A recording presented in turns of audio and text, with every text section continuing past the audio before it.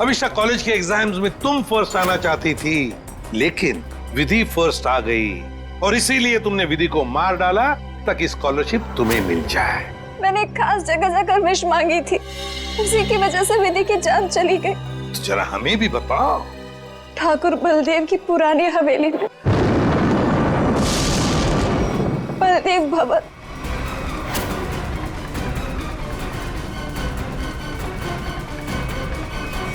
मेरा यकीन कीजिए सर, हवेली के पीछे की तरफ एक छोटी सी सीढ़ी मिली है, लेकिन पूरी तरह से टूटी हुई है।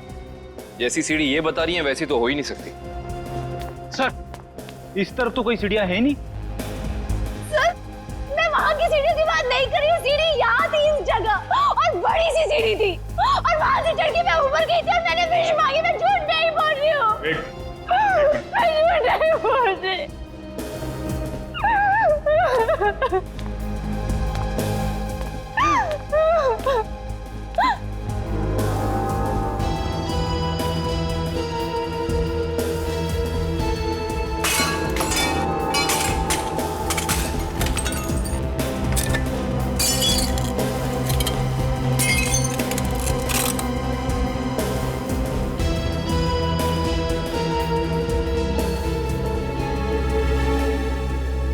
आओ अभिष्टा, देखो देखो तुम्हारी सीढ़ी। ये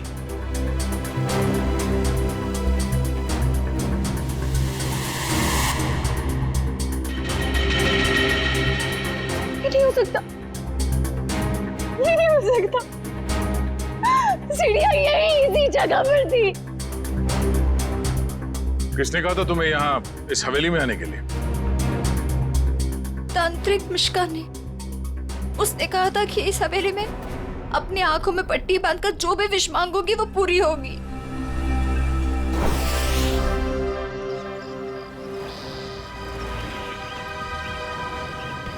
सर, अभिष्टा ने जिस मिश्का तांत्रिक की दुकान के बारे में बताया, वो इसी शॉपिंग सेंटर में,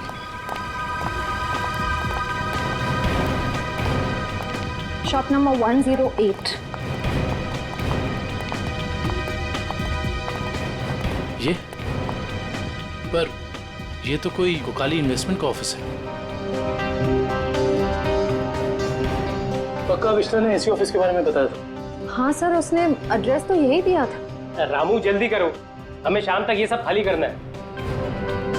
एक्सक्यूज मी। जी कहिए। यहाँ इस दुकान में किसी मिश्का नाम की तांत्रिक का ऑफिस था, कहाँ गया वो? मिशिका से कुछ काम है आपको? जी। आप मिशिका के फ्रेंड हैं या क्लाइंट है? हम सीआईडी से हैं। सीआईडी? अरे सर, कल ही मैंने मिशिका और उसके हस्बैंड प्रमोद की पुलिस में रिपोर्ट करवाई है। सर, कुछ पता चला उनके बारे में? आप कौन है? सर, मैं इस दुकान का मालिक हूँ, रमेश। और आपने मिश्का के खिलाफ रिपोर्ट क्यों लिखवाई? अरे सर, 2 हफ्ते पहले मैंने प्रमोद को ये दुकान भाड़े पे दी थी और उसने कोकाली इन्वेस्टमेंट का ऑफिस भी खोला था। और सर, मुझे अगले शनिवार को भाड़ा और डिपॉजिट देने का वादा भी किया था। आप उन्हें जानते थे कि बिना डिपॉजिट और किराए के आपने ये दुकान उन्हें भाड़े पर दे दी? नहीं मैम, मैं तो उनकी मीठी मीठी बातों में आ गया था, लेकिन परसों मैं घूमते हुए यहाँ पे आया तो मैंने देखा कि उसकी बीवी ने ऑफिस में एक तांत्रिक का तामझाम लगा रखा है और ये साइन बोर्ड भी लगा रखा है। फिर मैंने प्रमोद को कहा कि ये सब कुछ यहाँ नहीं चलेगा, तो प्रमोद ने मुझे कहा कि उसकी बीवी ने नया ऑफिस लिया है और 2-4 दिन में वहाँ चली जाएगी। कहीं और शिफ्ट करके क्या दोनों? पता नहीं सर, रातों रात दोनों ने ऑफिस खाली कर दिया और मेरा 15 दिन का भाड़ा तक नहीं दिया सर। आपने जो एग्रीमेंट कराया होगा उसमें उनका पुराना एड्रेस होगा, जरा दिखाइए। सर, एग्रीमेंट तो नहीं बनाया, मैंने सोचा बाद में बना दूंगा। आपके पास उनकी फोटो भी नहीं होगी? नहीं मैम, फोटोग्राफ भी नहीं है। जानते हो ना, बिना एग्रीमेंट के दुकान भाड़े पे देना कितना बड़ा जुर्म है। जानता हूँ सर, गलती हो गई, सॉरी। बस सॉरी बोल दी और बात खत्म हो गई। कब समझेंगे आप लोग? चेहरा याद है उनका? जी सर, चेहरा याद है। उनका स्केच बनवाओ। जी सर। और अभिष्टा से पूछना होगा कि उसे इस मिश्का के बारे में पता कैसे चला।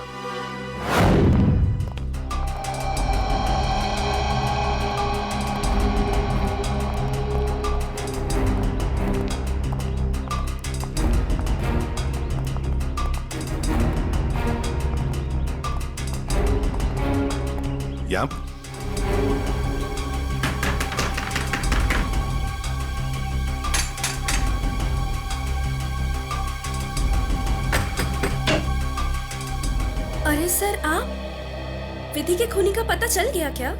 बहुत जल्द पता चल जाएगा, लेकिन तुम्हारे पास ऐसी कोई जानकारी है जो हम जानना चाहते हैं? जी मेरे पास? जी हाँ।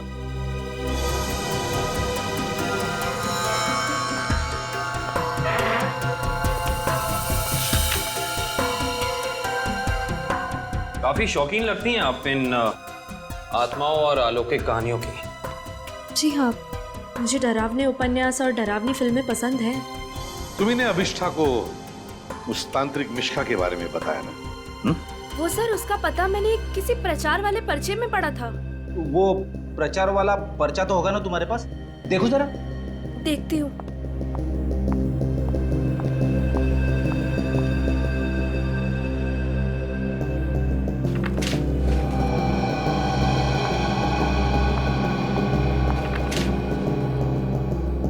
तंत्र विशेषज्ञ मिशिका, आत्मा अनुसंधान केंद्र, shop number 108, rainbow shopping mall.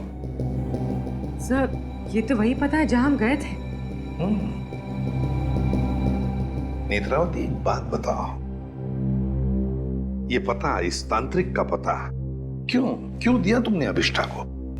Sir वो अभिष्ठा परेशान रहने लगी थी और अजीब सा बर्ताव करने लगी थी। अजीब सा बर्ताव मतलब वो लाइट्स बंद करके घंटों अंधेरों में बैठी रहती थी, किसी से भी झगड़ पड़ती थी, और तो और लेक्चर में उसका ध्यान भी नहीं रहता था। पेजेस पे विधि का नाम लिखती रहती थी, कम से कम 3-4 पेज लिख चुकी थी। और सिर्फ इसीलिए तुमने अभिष्ठा को इस तांत्रिक मिश्का का एड्रेस दिया है?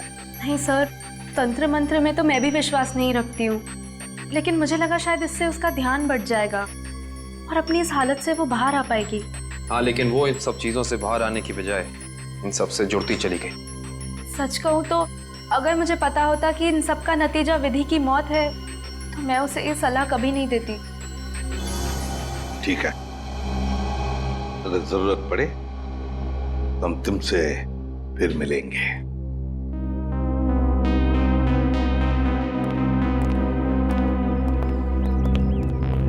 अभिष्ठा जी हमें तुम्हारा रूम चेक करना है। चलिए। चलो आइए।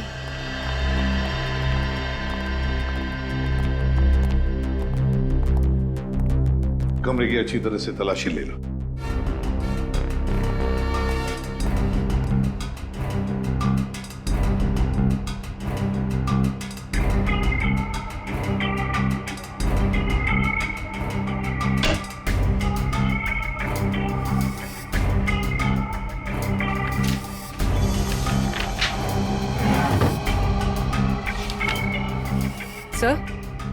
सर ये देखिए, अजीब तरह के पिक्चर्स।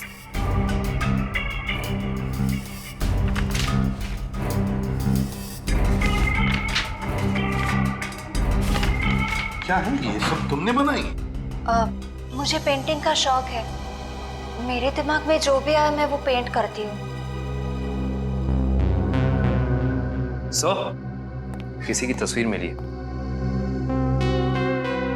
कौन है ये? तुम्हारे पापा? जी, मगर कुछ साल पहले ये गुजर गए। मेरे चाचा चाची ने मुझे पाला है। इनफैक्ट कॉलेज और हॉस्टल का खर्चा भी वो ही देखते हैं। सर, हाँ? ये दवाइयां मिली।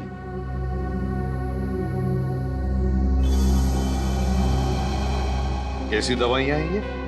वो मेरा सर बार बार दुखता है तो ये उसी की दवाई है। एक्सक्यूज मी सर, ये देखिए।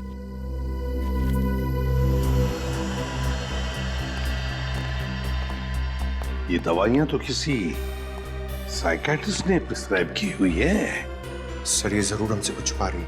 हाँ।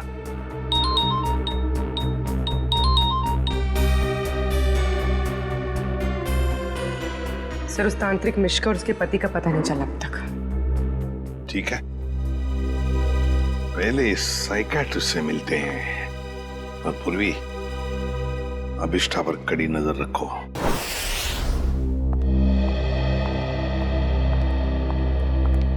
Excuse me doctor. अरे आप देखिए, मैं बिना अपॉइंटमेंट लिए किसी से नहीं मिलती हूँ। डॉक्टर, हम लोग सीआईडी से हैं और हमें आपसे कुछ जानकारी चाहिए। जी कहिए। आपकी एक मरीज है अभिष्टा। ओह, अभिष्टा। जी हाँ। क्या वजह थी उसका इलाज आप कर रही थी? पिछले 2 सालों से उसका मानसिक संतुलन ठीक नहीं था, इसीलिए वो उसका ही इलाज करवा रही थी। क्यों? क्या हुआ था उसे? दरअसल उसका एक्सीडेंट हो गया था। एक्सीडेंट? तो क्या उसकी वजह से उसका मानसिक संतुलन बिगड़ गया था? एक्चुअली उन्हीं दिनों उसके पिताजी भी गायब हो गए थे और ये एक्सीडेंट, दोनों बातों ने उस पर बहुत गहरा असर डाला था। अच्छा डॉक्टर, ये बताइए कि आपके ट्रीटमेंट के बाद उसकी हालत कैसे थी? उसकी हालात में तो बहुत सुधार था, लेकिन बहुत गहरे जख्म जल्दी नहीं भरते। तो इसका मतलब अभिष्टा अभी तक पूरी तरह ठीक नहीं हो पाई? हाँ सर, और शायद इसी वजह से वो उन सीढ़ियों की बात कर रही है जो उस हवेली में है ही नहीं। अच्छा डॉक्टर, ऐसा हो सकता है क्या कि ऐसे मरीज इन्होंने कोई क्राइम किया और उसको छुपाने के लिए कहानी बना रहे हो कि मैं खुद विक्टिम हो गई हूँ, और ऐसा हो सकता है क्या? देखिए, mind is a very complex thing. मैं तो क्या, दुनिया का कोई भी डॉक्टर इसके बारे में एग्जैक्टली नहीं बता सकता। ये तो है। Thank you very much.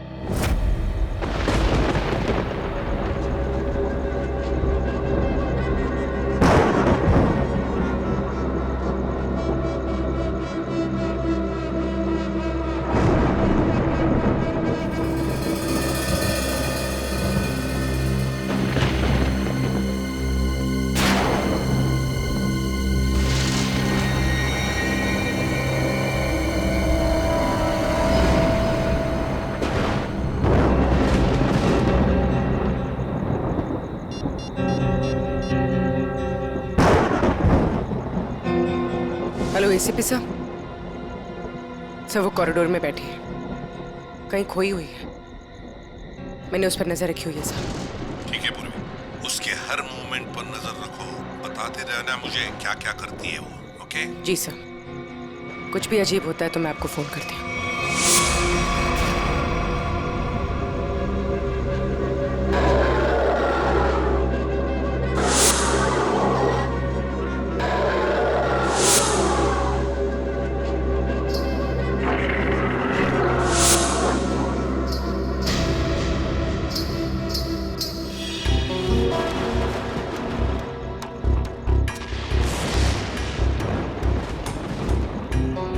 घुंघरू की आवाज।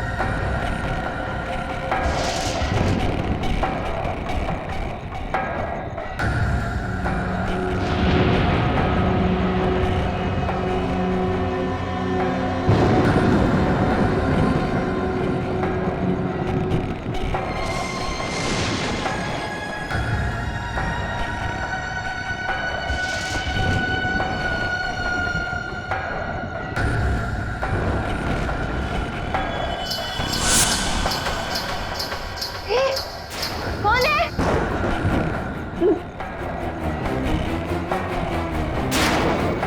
कौन है? चंदा तुम?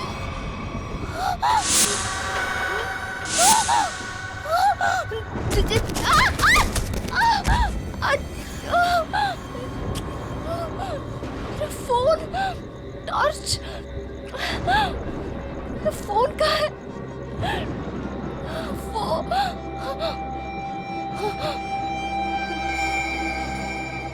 चंदा कहाँ गायब हो गई?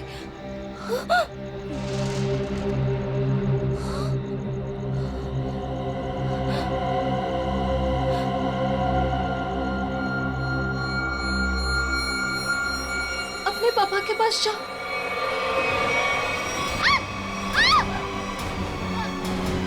बचाओ बचाओ बचाओ!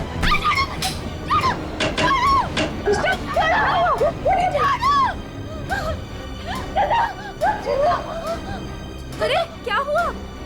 मुझे नहीं पता, मैं तो बस अंधेरे में टकरा गई और ये चीखने लगी। मैंने अभी बाहर चंदा को देखा। चंदा? चंदा? चंदा कौन है? कोई नई हॉस्टल में रहने आई है? नहीं नहीं, वो ना लाल साड़ी में है। वहाँ उधर, वहाँ सीढ़ियों के पास। अरे नहीं नहीं, जरूर तुम्हारा कोई वहम होगा। नहीं, ये मेरा बहन नहीं है। मेरे यकीन करो, मैं झूठ नहीं बोल रही हूँ। मैं यकीन करो। Okay okay, wait wait, relax, मैं देखती हूँ।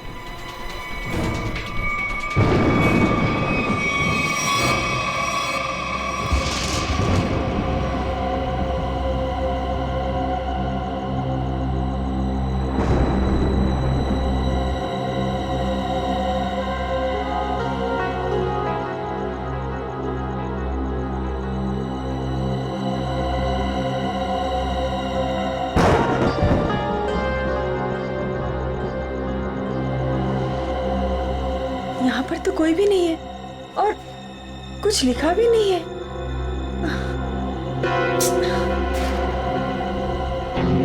अभिष्टा, वहाँ पर तो कोई भी नहीं है और ना ही वहाँ कुछ लिखा हुआ है। ये वहाँ लिखा हुआ था, तो कैसे हो सकता?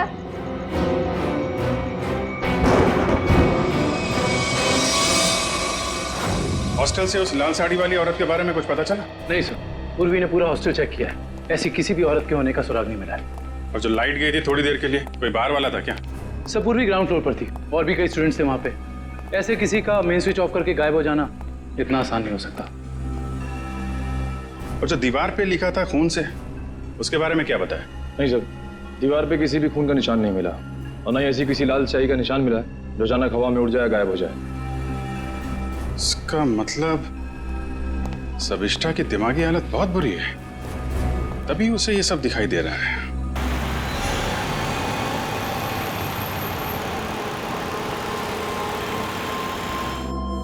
कोई है जो ये साबित करना चाहता है कि ये सारा काम चंदा की आत्मा कर रही है। हो सकता है सर, लेकिन उसने हवेली की सीढ़ी कैसे गायब की? हाँ सर, एक रात में अचानक सीढ़ी गायब नहीं की जा सकती है। चंदा की आत्मा का वापस आना और सीढ़ी का गायब होना, ये सब अभिष्टा की दिमाग की कहानी है। हेलो अभिजीत सर, अभिष्टा हॉस्टल से निकलकर मारवे रोड की तरफ जा रही है। मैं उसका पीछा कर रही हूँ सर। मारवे रोड? सर ऐसा लगता है किसी से मिलने जा रही है। अच्छा, इस रोड पे तो उसका कॉलेज भी है। पर सर इतनी रात को कॉलेज में किससे मिलने जा रही होगी? सर हो सकता है कि वहाँ कोई सबूत भूल गई हो और अब याद आया तो लेने जा रही हो। नहीं, वहाँ पे कोई खास सबूत तो मिला नहीं था, कुछ और ही बात लगती है। नजर रखो उस पर।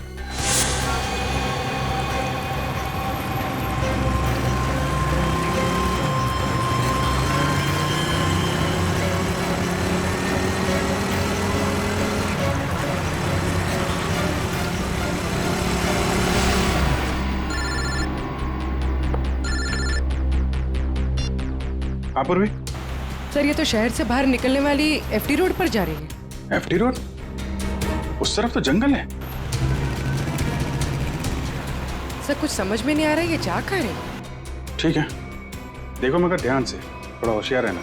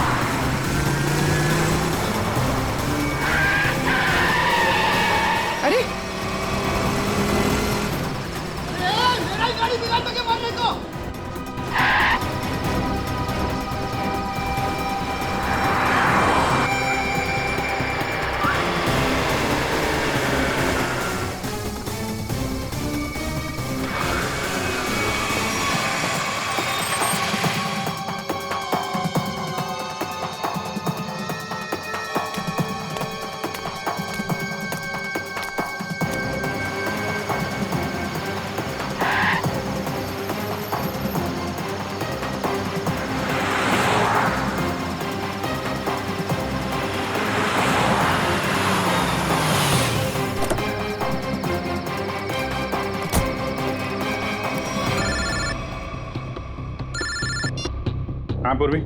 सर वो जंगल के अंदर घुस गई है, मैं उसका पीछा करती हूँ। ठीक है, तुम भी जाओ, लेकिन थोड़ा संभाल के, होशियारी से, हैं?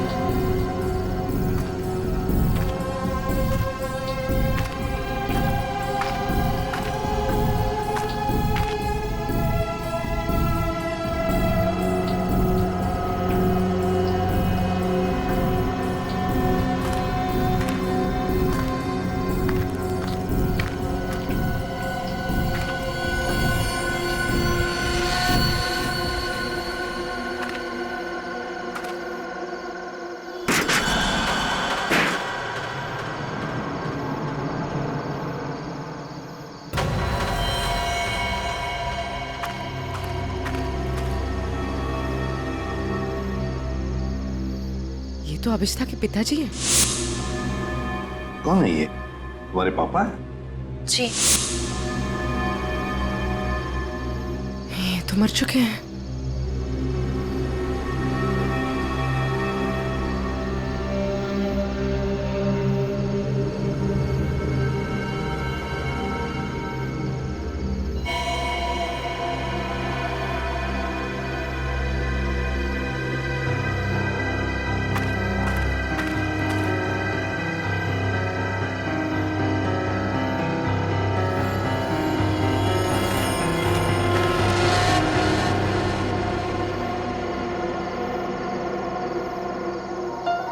अभिष्ठा,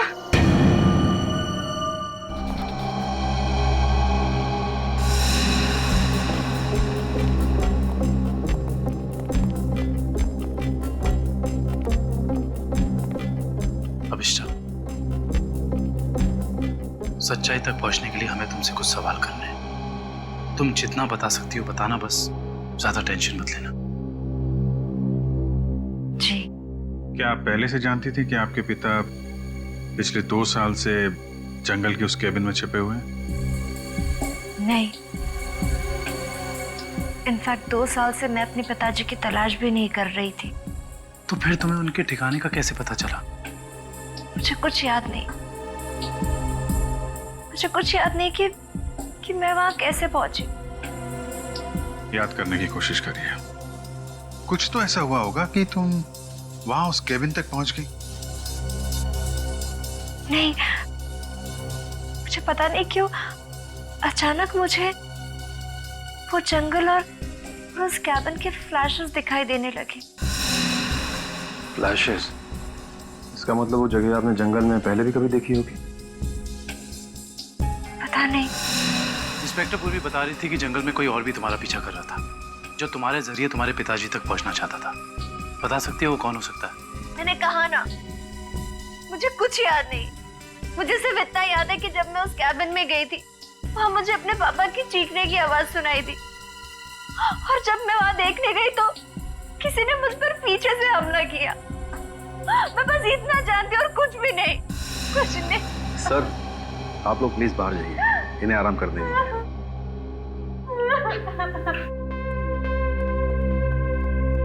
सर, अभिष्टा के पिताजी के बारे में ज्यादा कुछ जानकारी मिली नहीं। उस केबिन की छानबीन करते हैं, वहीं से कुछ पता चलेगा। 2 साल तक उसके पिताजी यहाँ छिपे क्यों थे, जबकि उनकी बेटी यहाँ पास ही के शहर में मानसिक तौर पे बीमार थी? सर, अभिष्टा के पिताजी का बैंक स्टेटमेंट मिला।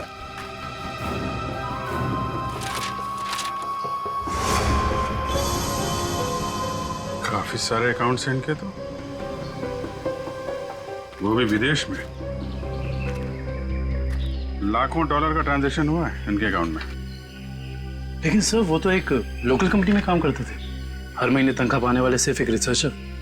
उनके पास इतने सारे पैसे कहां से आए? सर, एक फाइल ही मिली है सर। क्या लिखा है इसमें? इस फाइल में लिखा है कि कंपनी इनके खिलाफ जांच के आदेश दिए थे। किस तरह की जांच थी? कंपनी में इनका कामकाज का तरीका अच्छा नहीं था, ड्यूटी के टाइम गैर हाजिर रहते थे, इसलिए सस्पेंड कर दिए गए थे। लेकिन सर, जो इन्फॉर्मेशन हमें मिली है उसके मुताबिक तो वो एक ब्रिलियंट रिसर्चर थे और अपने काम में काफी माहिर थे। माहिर थे, मगर शायद ईमानदार नहीं थे। तो शायद इसीलिए उनका खून हो गया।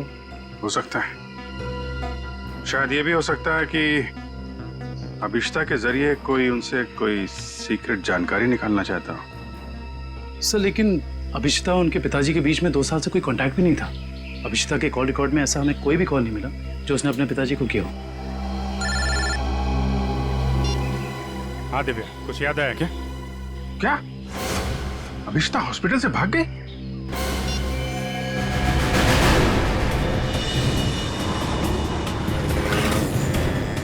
हेलो अभिष्टा, अभिष्टा कहाँ हो तुम? हवेली में? हेलो हेलो अभिष्टा, तुम ठीक तो हो? हेलो हेलो, लगता है अभिष्टा किसी मुसीबत में हवेली में है। वो फोन चालू है मगर वो बोल नहीं रही है।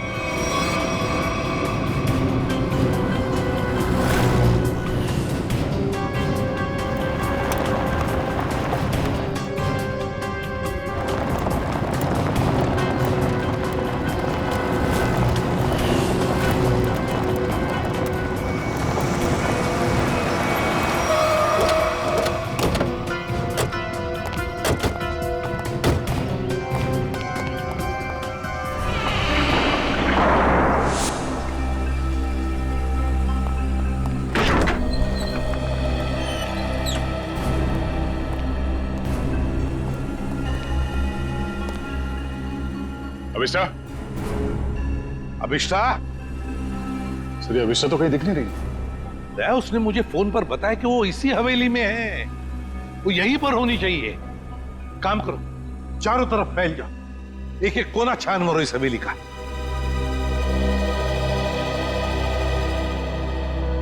अभिष्टा,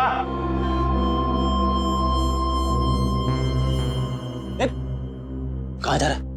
अभिष्टा को ढूंढने से। मेरे साथ चल। अभिष्टा का तो पता नहीं है, मगर यहाँ पे आत्मा जरूर होगी। कभी सीढ़ी बनाती है तो कभी गायब कर देती है। इन आत्माओं का कोई भरोसा नहीं होता। मेरे साथ चल चल। लगता नहीं है ये अभिष्टा यहाँ पर आई थी। कैसे हो सकता है? उसने मुझे बताया था कि वो हवेली में ही है, हवेली में। उसका फोन ट्रैक करके देखो।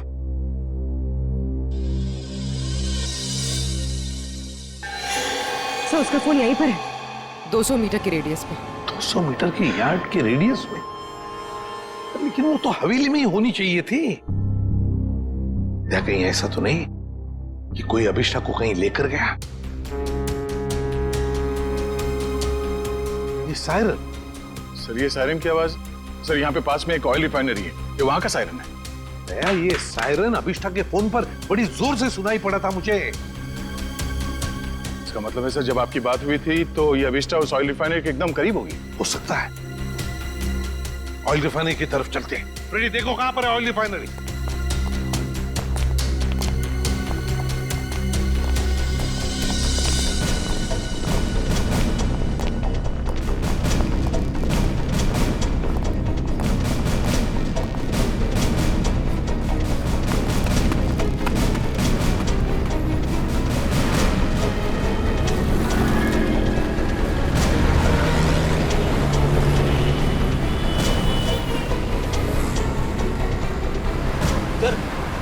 ऑयल रिफाइनरी भी यहीं पे दिखा रही है। सर अभिष्टा का मोबाइल यहाँ पर दिखा रहा है।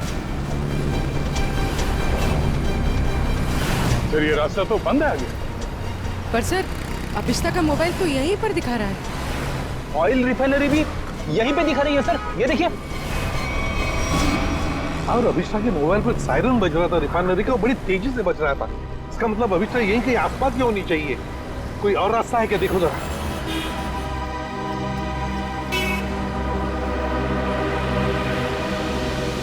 नहीं सर, और तो कोई रास्ता नहीं है। देखते हैं।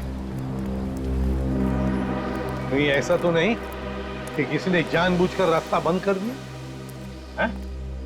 देखो जरा।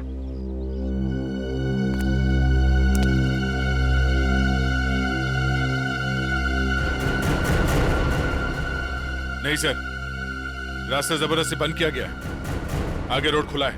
तो फिर दया छोड़ दो इसे।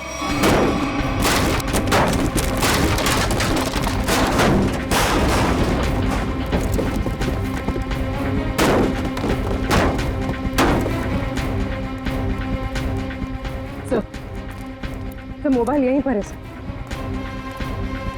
सर अभिष्टा का मोबाइल यहीं पर है। सर हाँ मोबाइल।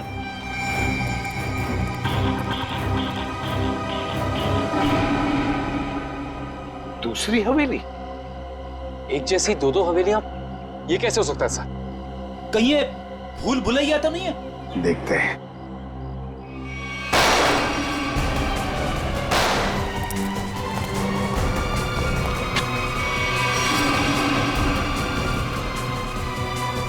गुंडों को तो मार दिया, आत्मा को गोली कहां से मारूं? छोड़ो मुझे। रुक जा, वरना क्या कर लोगे?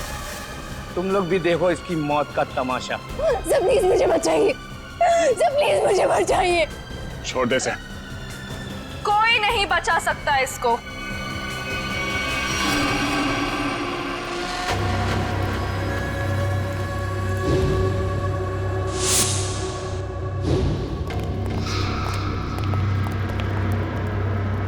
नेत्रावती तुम? हाँ मैं। एसीपी साहब, मैंने तो सोचा था कि मैं इस हवेली को जलाकर इसका नामो निशान मिटा दूंगी, फिर किसी को पता नहीं चलेगा कि एक जैसी दो हवेलियां हैं, एक सीढ़ी के साथ और एक सीढ़ी के बिना। और फिर आप सब लोग अभिष्टा को ही पागल समझेंगे। लेकिन अभिष्टा ने यहाँ आकर तुम्हारे प्लान पे पानी फेर दिया। हाँ, लेकिन मैं मेरा प्लान इतनी आसानी से बदलने नहीं दूंगी। तुम ऐसा कुछ मत करना नेत्रावती, जिससे तुम्हें जिंदगी भर पछताना पड़े, समझे? पछताओगे तो तुम सब, क्योंकि अभिष्टा के साथ तुम सब मरोगे।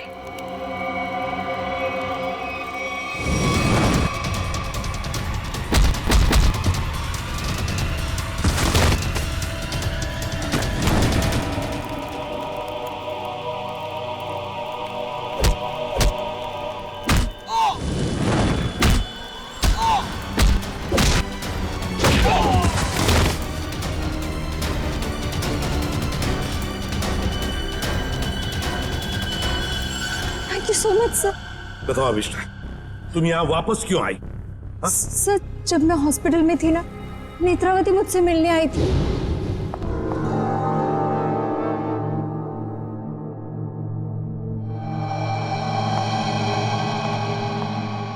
अभिष्टा, अभिष्टा, नेत्रावती तुम?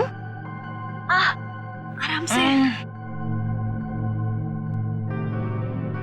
अभिष्टा, ये सब कैसे हो गया?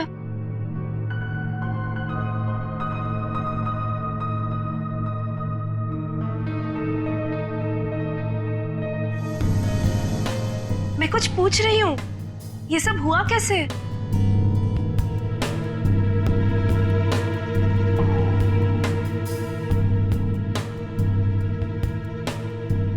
मुझे याद नहीं है। अरे, तुम कहाँ जा रही हो?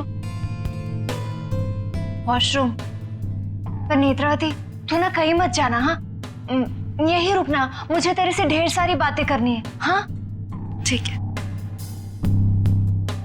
पक्का कहीं मत जाना प्लीज। मैं अब भी जाके आए। हाँ, रुकना यहीं पे। हाँ।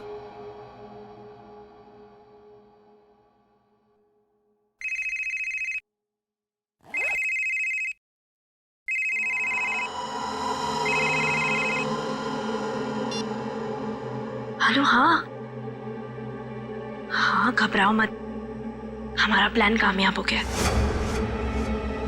उसे कुछ याद नहीं है।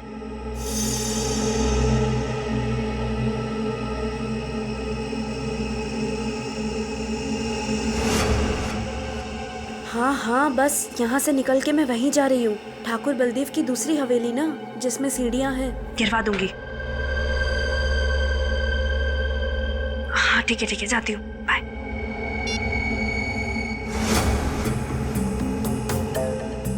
अभिष्टा। हाँ, मैं ना निकल रही हूँ, कुछ जरूरी काम है। Okay, bye. बाय।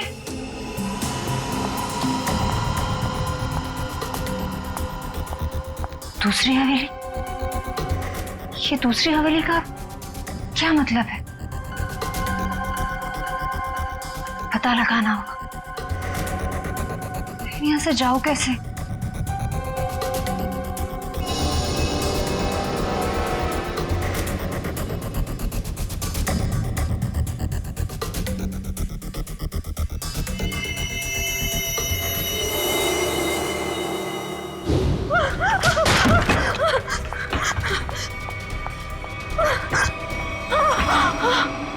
कौन करवा रहा है तुमसे ये सब? नहीं बताएगी? नहीं बताएगी?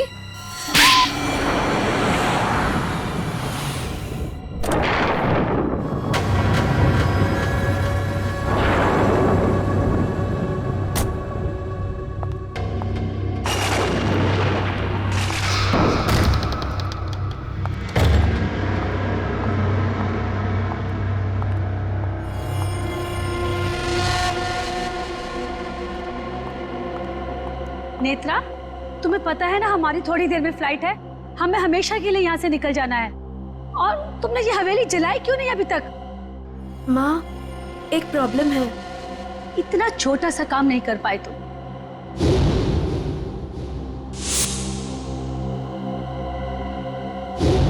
आखिर क्या हो गया? वो अभिष्टा मेरे पीछे यहाँ पहुंची है। इसमें कौन सी बड़ी बात है? उसे भी जला देना था इस हवेली के साथ। वाह सोनिका जी, वाह, कितने ऊंचे ख्याल है आप, हैं? शर्म आनी चाहिए। एक डॉक्टर होकर अपनी पेशेंट की जिंदगी के साथ खिलवाड़ किया है तुमने। सीआईडी, तुम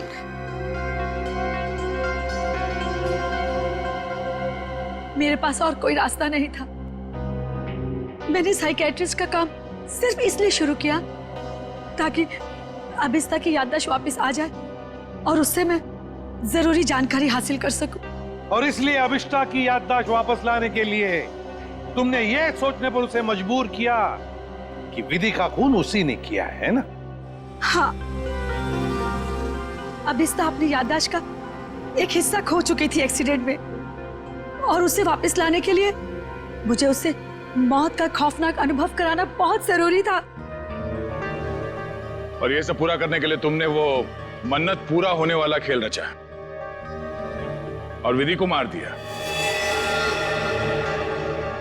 अभिष्टा के पिता कहाँ रहते हैं उसका पता लगाकर उसे बदला लेना चाहती थी, क्योंकि उन्होंने मेरे पति भूषण, जो कि उनके साथ रिसर्च का काम करते थे, उनकी जान लेकर उनके सारे इंपॉर्टेंट डॉक्यूमेंट्स लेकर कहीं छिप गए। हमने उन्हें बहुत ढूंढा पर वो कहीं नहीं मिले। तुम अभिष्टा के पिता से बदला लेना चाहती थी, इसलिए उसकी याददाश्त वापस लाकर उनका पता जानना चाहती थी, है ना? हाँ, हमने बदला ले लिया। डॉक्टर सोनिका, अपने पति की मौत का बदला लेने के लिए तुम दोनों मां बेटियों ने एक मासूम विधि की जान ले ली। कानून तुम्हें कभी माफ नहीं करेगा। तुम्हें कड़ी से कड़ी सजा मिलेगी, कड़ी से कड़ी सजा।